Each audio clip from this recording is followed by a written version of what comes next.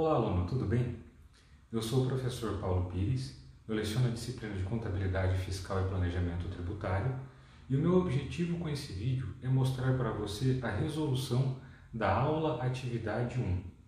Considerando que nós estamos passando por um momento de distanciamento social por decorrência da pandemia de coronavírus, da pandemia da Covid-19, e durante a aula Atividade, no texto que está disponível no seu ambiente virtual, eu menciono que é importante haver o diálogo e a discussão dos temas da aula Atividade com seus colegas, e talvez você não consiga fazer isso pela atual circunstância. O meu objetivo com esse vídeo é discutir os principais pontos da aula Atividade e apresentar uma resolução para aquelas questões que foram propostas lá. Vamos lá? A primeira questão diz o seguinte: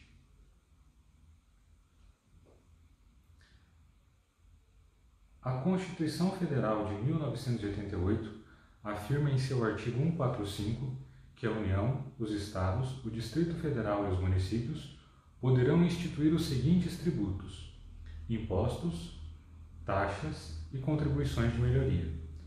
Considerando as características de cada tipo de tributo, analise as seguintes afirmações. Imposto é um tributo cuja obrigação tem por fato gerador uma situação independente de qualquer atividade estatal específica em relação ao contribuinte.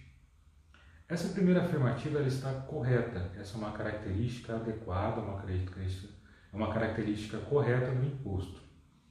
Já a segunda afirmativa diz o seguinte: as taxas não são um tributo que existem somente quando há uma utilização efetiva ou potencial de um serviço público prestado ao contribuinte ou posto à sua disposição.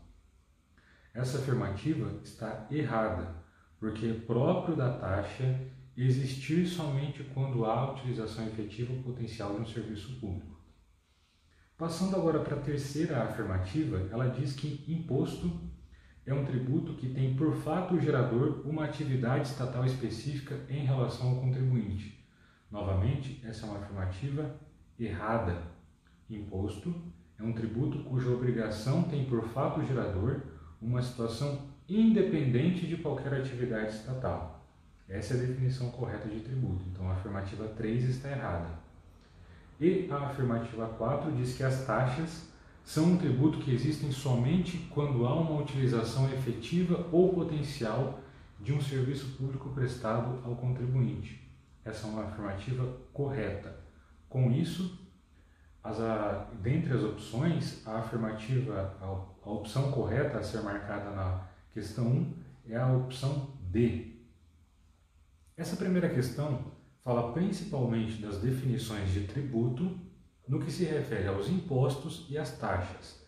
É muito importante que você leia o livro disponibilizado no seu ambiente virtual para compreender melhor não só essas, mas também as outras características dos outros tributos existentes.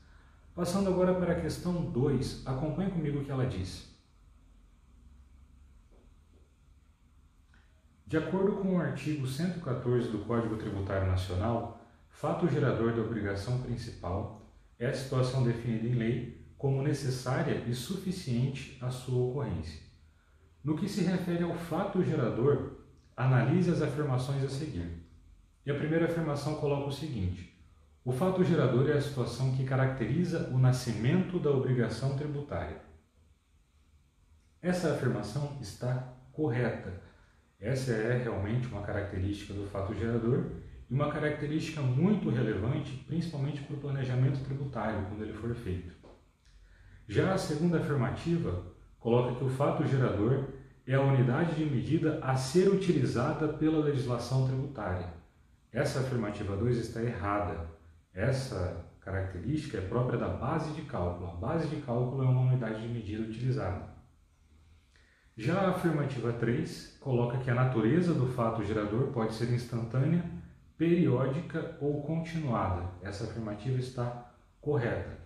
Tanto no livro que está disponível no seu ambiente virtual, quanto na aula é mencionado essas três naturezas do fato gerador.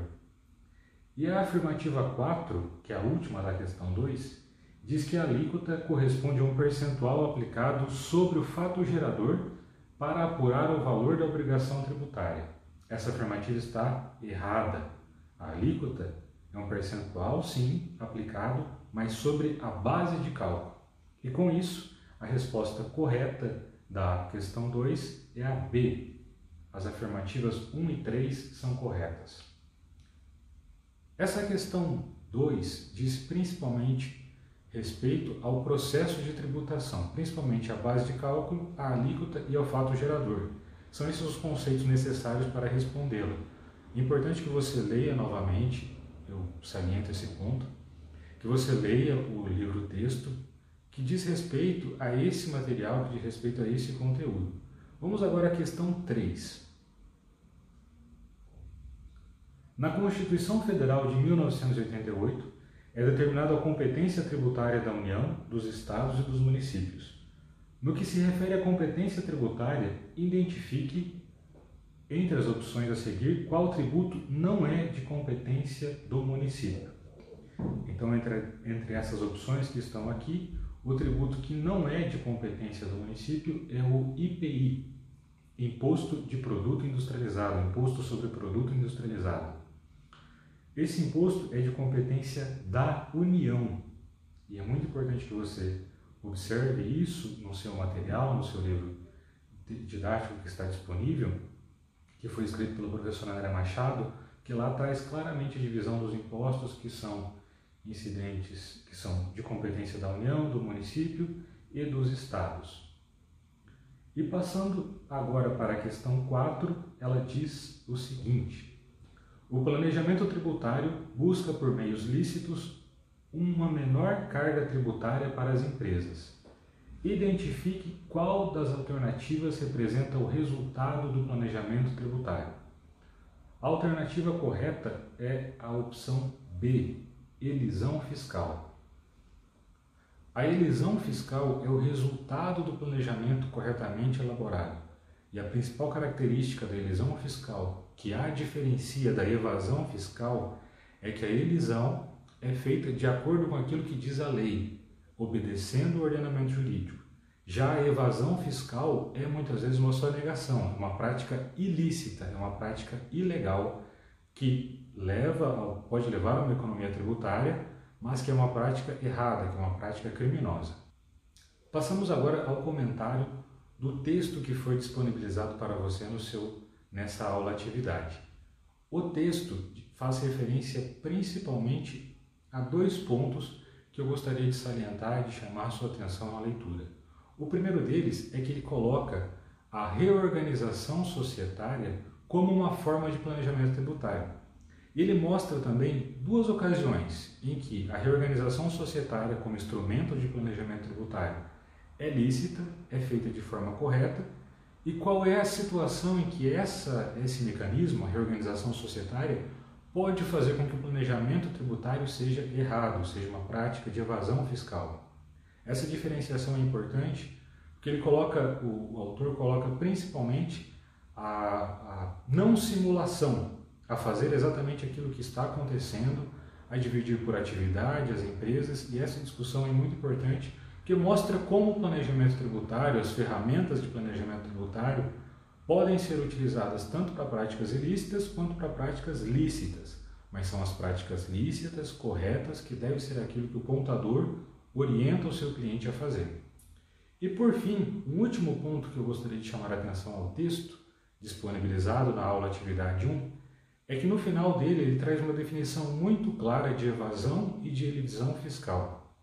Diferenciando as duas, contextualizando bem, é importante que você faça essa leitura para compreender bem esses conceitos, relacione esses conceitos com aquilo que foi visto na aula, com aquilo que foi visto no material disponível no seu ambiente virtual, para que você consolide bem o seu aprendizado. Muito obrigado pela sua atenção.